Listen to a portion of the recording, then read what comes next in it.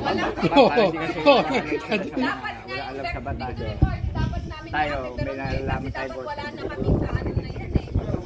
Kaya siyempre nakikinig sila doon natin. Oo, sakto. Diba? Ganun lang tayo, hindi tayo pwede pumunta dyan kasi ano lang tayo. Para sa mga member lang. Ano yung gagawin nyo? Kasi Barangay nalito Tagay na lang lang tayo, diba? Pag-agrihan na natin. Usapan muna natin yung okasyon. Okay. Okasyon, no? Okasyon. Paano yung gastos? Okasyon daw, okasyon. Suggest ko lang, may pondo tayo. Bigyan ng budget, bigyan ng amount. Kung ano yung mga makuha. Yung sagot ng successful natin. Diba, Pasko, mga successful na. Pero pagkain, patlak tayo. Yes, always naman po tayo. Hindi, ganun lang. Ang sagot ng ano natin, Yes, yung okay. mga ganyan lang, no? Alright guys, so si Kuya, si Vice President. Si Bise. Just tuwing may occasion is that we collect from everybody kung sino po yung about sa tents and chairs.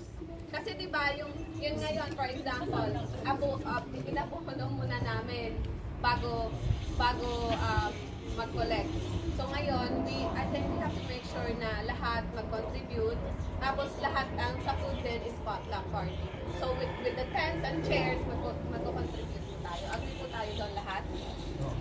Agree? Agree lahat yan. Oh, yun is agree ko na. Si Ellie may sasabihin daw, agree daw siya. Siyempre, kailangan dun eh. Ayan, may punto naman eh. Membership oh. Membership oh. Bibili na tayo yan, hindi na mag-grade. Bibili na na. Bibili na natin yan, may pondo na. May punto na bilhin. Okay. Tapos tayo na magparin para may Wait lang, nag-elevate yung bag. Hindi na tayo mag-rent. Mas maganda, umpisahan, bibili na lang tayo. May punto naman eh. Kasi pag pumunta tayo ng beach, di ba? We can drink. Tatatakan na lang natin. Alright. May Okay. 50 month na. Kayong bahala doon. Basta kayo magsadya. Pwede iparintahan tayo. Magka-income kayong magka-landing kayong... Marami sa price. Marami sa price, Mark.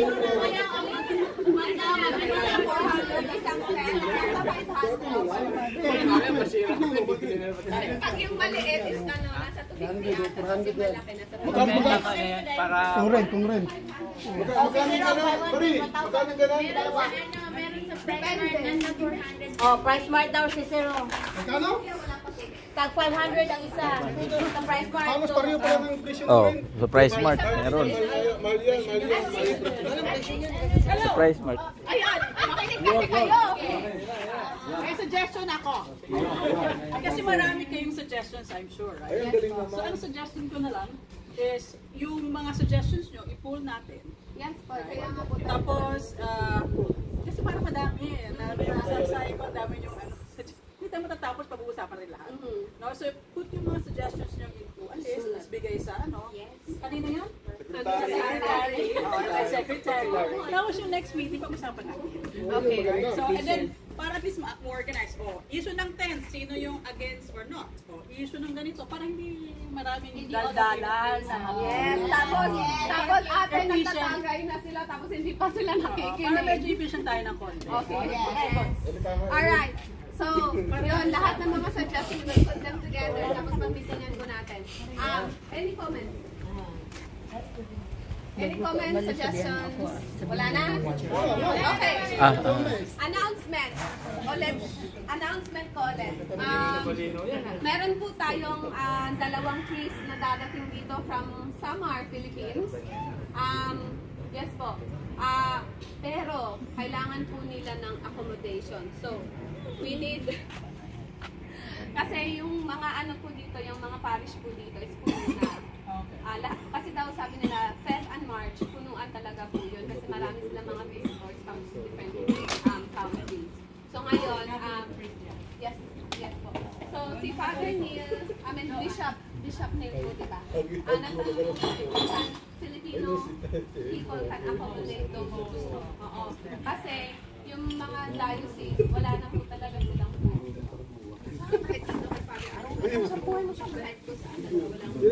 So I am asking po kayong lahat kung sino po pwedeng mag-accommodate sa mga priest na yon.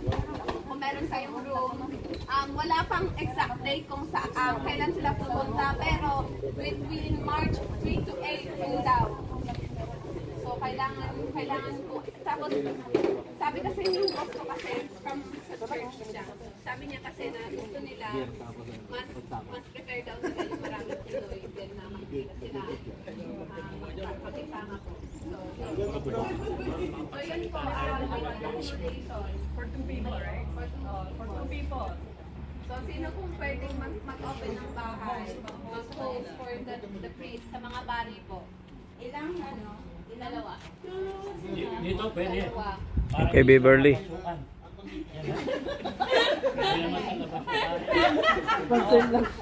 Concern kasi po yan. So, sabi nila kasi between 3 ng March to 8. So, parang 2 days lang sila mag-stay. Yes po. So, kung sino po yung gustong mag-open ng house nila, mag-ano. Pwede? Isa ko lang pwede kay ate. Kay ate. Dalawa. Ate Beb. Dalawa yan, dalawa. Ang dalawa sa'yo, oh. Dalawa kay You sure na dalawa sila? Dalawa pa? Dalawa? Okay sa'yo na? Okay, oh. Dalawa daw kay Beb. Dalawang tao. Oh, So, we'll inform sa ano, the priest na meron na silang bahay. Okay? Alright. Sorry. Tulog ako din. Alright guys, last, ito na po yun. Closing na tayo, closing. So, may I call on Ate Veron for the closing remarks? Meron ka pala yan? Yes. Wala na, party na tayo. O, yan na. Closing na. Closing time. O, inuman na. O, sasayaw ng presidente, sasayaw.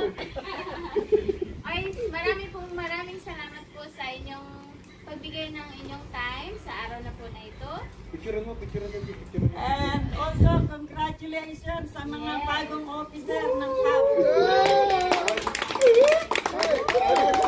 Clap naman yung nananalo. Cheers! Cheers! Para namatayan yung mga mukha nyo. O, sandali nyo. Ay, Marie, bakit yung mga officer bakit nakasimango? Pero hindi ko po akalain na ako po ay nagiging secretary na. Ako po sana ay magpa-party na at wala na po ako. Kami pala dalawa. Kami magpipila siya sa acting ko eh. I-cancel wala ako. Na ano po sana eh, kumbaga kung sabi kasi nung asawa ko is enough na. Bumalik na naman, so naging secretary pa. So, what can I say? I do my best. Salamat po, pero Pero alam na ng asawa mo, alam na ulit. sinabi ko na mukhang may masakatulog sa labas. Parang ang may mapapagalitan kami mamaya eh. Parang sa labas ko ako matutulog mamaya. Tapos sa Hindi mangyayari yan. Nangyari yan. Pero ayan po, sa aking makakaya, I will try my best to have everybody. Amen. Thank you guys. Thank you po ng marami. Thank you po ng marami. Thank you.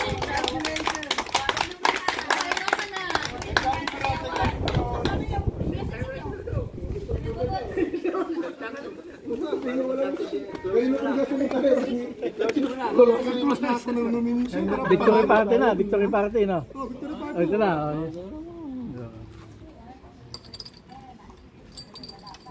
Ikaw nakapilap ka na ng form. Para hindi ka maging member ng form.